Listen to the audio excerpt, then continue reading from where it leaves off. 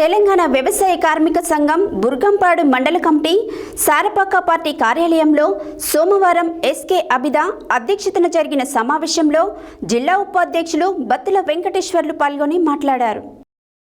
తెలంగాణ వ్యవసాయ కార్మిక సంఘం బుగ్గంపాడు మండల కమిటీ సారపాక పార్టీ కార్యాలయంలో ఎస్కే అబిదా అధ్యక్షతన జరిగిన సమావేశంలో జిల్లా ఉపాధ్యక్షులు బత్తుల వెంకటేశ్వర్లు పాల్గొని మాట్లాడుతూ ఇటీవల కురిసిన వర్షాలకు 2 సార్లు వచ్చిన గోదావరి వల్ల లోతట్టు ప్రాంతం ముప్పు గ్రామాలకు గోదావరి నీళ్లు ఇళ్లలోకి రావటం వల్ల ఆ కుటుంబాలకు నష్టపరిహారం ఇవ్వాలని, ఆ కుటుంబాలకి ఇందిరమ్మ ఇల్లు కట్టించి ఇవ్వాలని డిమాండ్ చేశారు.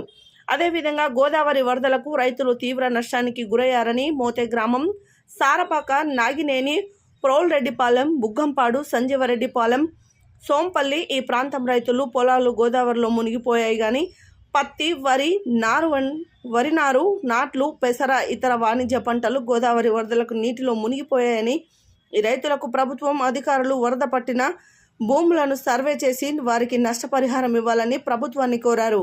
ఈ కార్యక్రమంలో మండలం కార్యదర్శి బయ్య రాము, కమటం మరియమ్మ, కుంజ రాంబాబు, పాండయ్య, జీవన్, పాలక రమాదేవి, శ్రీరాములు, రాములమ్మ, తిరుపతమ్మ తదితరులు పాల్గొన్నారు.